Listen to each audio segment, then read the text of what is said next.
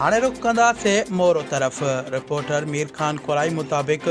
गुज़िरियल कुझु ॾींहं मोरो इस्पताल जे अमले जी लापरवाही सबबि फौत थी वियल लालू माछी ॻोठ जे मासूम न्याणी महानूर सोलंगी वारे मामले जो निबरो मोरो शहर जे मोज़िज़ शख़्सियत सेठ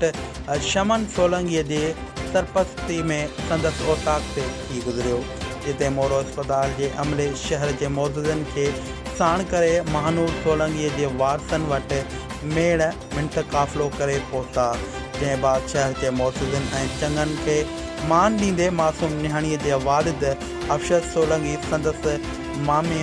बाबन सोलंगी ऐं संदसि ॾाॾो कांगल ऐं उस्मान सोलंगी महानूर सोलंगीअ जे थियल वाक़े खे बख़्श करे छॾियो। उन ई मौक़े ते मासूम निहाणीअ जे वारसनि मीडिया अॻियां ॻाल्हाईंदे चयो त क़ुर पाक ते ऐं पंहिंजे तॾे ऐं मोज़िज़नि खे मान ॾींदे असां महानूर सोलंगी वारे मामले तां हथु खणंदे डॉक्टर नौमान डायरी ऐं इस्पताल जे अमले खे माफ़ कयो। उन ई मौक़े ते डॉक्टर नौमान डायरीअ जो भाउ मुर्तज़ा डायरी ऐं संदसि वालिद ग़ुलाम मुस्तफ़ा डायरी बि मौजूदु हुआ।